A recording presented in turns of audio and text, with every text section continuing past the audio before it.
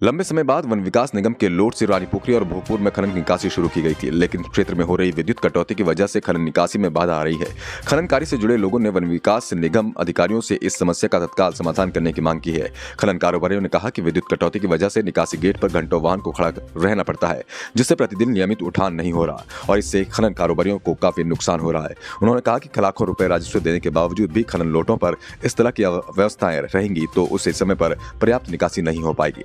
वहीं निरीक्षण करने पहुंचे वन विकास निगम के लॉगिंग खनन प्रबंधक आन सिंह कंदली ने कहा कि विद्युत कटौती से खनन उठान में आ रही समस्या को लेकर उन्हें शिकायत मिल रही थी, जिसके लिए तत्काल जनरेटर की व्यवस्था कर दी और आगे से इस तरह की कोई समस्या खनन कारोबारियों को नहीं होगी। इसके साथ ही उन्होंने कुछ समय बाद गेट निकासी पर 1 घंटा और बढ़ाए जाने की भी बात कही, जिससे कि खनन कारोबारियों को खनन सामग्री उठाने के लिए और भी समय मिलेगा। व्यवस्था नहीं है वन निगम की। अगर वन निगम की लाइट की व्यवस्था होती तो ये गाड़ियाँ खड़े होने का मतलब नहीं था। इन लोगों को जनरेटर की व्यवस्था करनी चाहिए यहाँ पर। अब बिजली का भरोसा नहीं, कब जा रही, कब आ रही, कब जा रही। पहली बात तो यहाँ पे बहुत परेशानी हो रही सब लोगों को। ये तो जिम्मेदारी वन निगम की। जब उनकी जनरेटर की व्यवस्था होती है, इन्वर्टर की किसी चीज़ की व्यवस्था होती है तो गाड़ियाँ रोकने का मतलब नहीं था यहाँ पे। अभी 1 घंटे से 1.5 घंटे 10 बजे से गाड़ियाँ खड़ी हैं। अभी एक नहीं 12 बजे तक लाइट नहीं आती, 2 बजे तक नहीं आती, 3 बजे नहीं आती, तो इसका कोई पता नहीं है। तो इस बारे में वन निगम को संज्ञान लेना चाहिए। और जब ये लोग यहाँ पे गाड़ियों की पूरी व्यवस्था करनी चाहिए, जब ये रॉयल्टी ले रहे हैं हर चीज़ की वन विभाग से ले रहे हैं तो करनी चाहिए।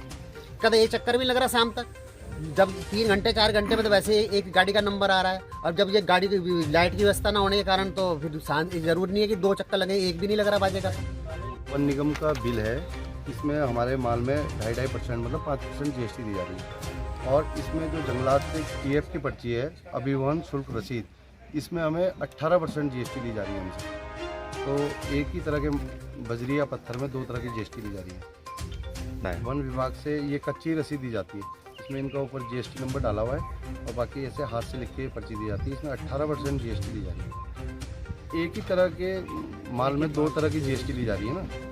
अब इसमें 5% है, इसमें 18% है। दूसरा, हमने पहले सुना था वन निगम के गेट के खुलने से पहले कि जो मार्ग सुधारक शुल्क है उसको वो ख़त्म कर दिया गया है, लेकिन उसकी भी पर्ची काटी जाती है। 130 रुपये पर चक्कर, ये में 2000 रुपये की।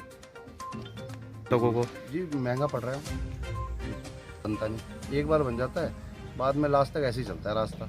अपना आप देखते हैं गाड़ी वाले। क्या ना कि यहाँ पे जनरेटर होना बहुत ज़रूरी है। और जो जनरेटर इन्होंने रखा था उसमें थोड़ा सा कुछ टेक्निकली कुछ ख़राबी हो गई थी, तो वो उसको रिपेयर करने की जा रखा है। अब चूँकि आजकल ये इसमें जो ये लाइन है इसमें थोड़ा काम चल रहा है, तो बार बार ये थोड़ा प्रॉब्लम हो रही है इसकी। लेकिन तुरंत ही हमने जनरेटर की व्यवस्था कर दी है और अभी इसका जो रुका हुआ है स्टार्ट हो जाएगा।